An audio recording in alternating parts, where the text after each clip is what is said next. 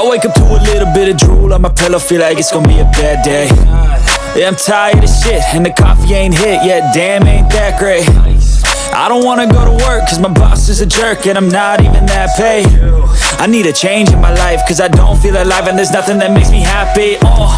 Hold my beer for a minute, I'm about to quit my job, cash in for a ticket. I'm going on a trip, and I don't plan to visit. I'm gonna stay there till I feel like I'm winning, and this is just the beginning. I need a big change, help me feel like living. I need a big swing home. Hai sobatku semua, welcome back to my channel. Marc Marquez mulai berani bicara gelar juara dunia jelang MotoGP Jerman 2025 pekan depan. Pembalap tim Ducati Lenovo itu optimistis menatap balapan di sirkuit Sachsenring, Hohenstein-Ernsthal. Marquez saat ini memimpin klasemen dengan koleksi 307 poin dari 10 seri balapan. Ia tampil luar biasa dengan catatan 6 kali jadi pemenang di balapan utama. 3 kemenangan terakhir bahkan diraih secara beruntun di Spanyol, Italia, dan Belanda. Performa luar biasa ini membuat Marquez unggul 68 angka dari pesaing terdekat yang juga adiknya, Alex Marquez. Dengan rentetan hasil positif, Marquez menatap balapan selanjutnya dengan keyakinan tinggi. Seri ke-11 musim ini akan berlangsung di sirkuit Sachsenring, Jerman pada 11–13 Juli 2025. Tentu saja saya akan menyerang dan mencoba untuk mencetak poin sebanyak mungkin di Jerman. Namun saya akan mencermati, jika seseorang lebih cepat, maka mereka memang lebih cepat, kata Marquez. Marquez mengaku mulai kepikiran dengan persaingan gelar juara. Meski musim masih terhitung panjang, The Baby Alien tidak mau melakukan kesalahan dan akan memanfaatkan setiap kesempatan yang ada.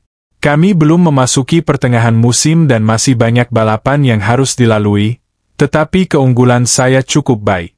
Saya pikir saya bisa mulai menatap kejuaraan, terangnya. Termasuk GP Jerman, masih ada 12 seri lagi yang akan digelar hingga November 2025. Andai Marquez bisa mempertahankan performa ciamiknya, ia bisa saja mengunci gelar juara dunia lebih cepat. Sementara itu sobatku semua, langkah terkini kubu Jorge Martin demi mengakhiri kontrak dengan Aprilia malah menjadi bumerang. Sebuah usul dikemukakan. Jorge Martin dan Aprilia masih berseberangan dengan rencana untuk MotoGP musim 2026 alias tahun kedua dalam kesepakatan mereka. Pihak sang juara bertahan MotoGP ingin mengaktifkan klausul performa yang memungkinkan dirinya untuk pindah setahun lebih cepat. Sedangkan Aprilia menolak dan menganggap tidak ada alasan bagi andalan baru mereka itu untuk keluar di tengah jalan. Setelah perseteruan terbuka terlihat mereda dalam acara promosi pabrikan asal Noale pada Mei lalu, pihak Martin meledakkan amunisi dengan manuver baru. Albert Valera selaku manajer Martin tiba-tiba menyatakan kliennya akan bebas kontrak pada 2026 di sela-sela seri balap MotoGP Belanda akhir pekan lalu. Akan tetapi, niat mengubah situasi buntu dengan pengumuman tegas malah berakhir menjadi tekanan bagi kubu pembalap asal Madrid. Sebelum Aprilia memberi tanggapan serius, Carmelo Ezpeleta selaku CEO Dorna Sports yang mengatur MotoGP lebih dahulu memberi ultimatum. Dorna, MSMA, dan IRTA tidak akan menerima registrasi di kejuaraan dunia untuk pembalap yang tidak bebas kontrak, ucapnya kepada Sky Italia. Ezpeleta menegaskan bahwa Martin dan Aprilia harus menemukan solusi bersama, termasuk jika harus melalui pengadilan. Martin Aprilia bukan satu-satunya potensi perpecahan yang terjadi musim ini. Masalah serupa terjadi di KTM dengan jagoan binaan mereka sendiri, Pedro Acosta, yang terus dihubung-hubungkan kursi tim satelit Ducati, VR46. Acosta juga diurus Valera. Soal KTM, pabrikan asal Mattighofen sudah merasakan sendiri rasanya dirugikan klausul performa. Juga menyangkut Martin dan agennya, KTM harus rela melihat calon pembalap mereka di MotoGP melakoni debut dengan pabrikan lain.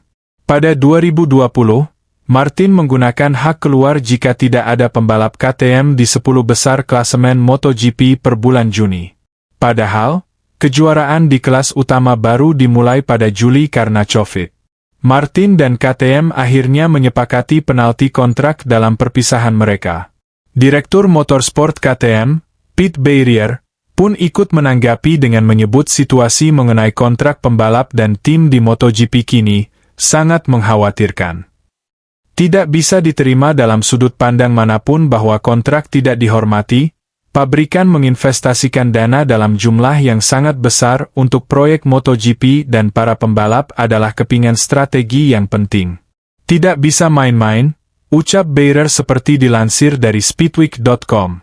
Angin bergerak ke arah Aprilia yang kini memegang kartu dalam penyelesaian masalah kontrak dengan Martinator. Kendati Valera pede jika kasus ini ke meja hijau, opsi penyelesaian secara hukum tidak ideal bagi Martin karena dia diburu waktu. Valera berharap masalah kontrak dengan Aprilia bisa rampung sebelum juara dunia 2 kali itu kembali dari cedera. Sebuah usulan pun dikeluarkan ex-manajer Jorge Lorenzo tersebut agar sengketa kontrak pembalap dengan pabrikan bisa diselesaikan dengan cepat. Masalah terkait kontrak bisa diselesaikan di CRB dalam beberapa pekan atau bahkan hitungan hari. Putusan CRB final dan mengikat. Sekarang, sengketa kontrak antara Martin dan Aprilia diperkirakan akan ditangani oleh pengadilan wilayah di Milan, Italia. Umumnya prosesnya memakan waktu lama. Nah sobat semua, like video ini, share di media sosial sobat semua, subscribe dan nyalakan lonceng notifikasinya. Terima kasih sudah menonton. But what you gonna do for it? How you gonna move for it? What you gonna be? And do you believe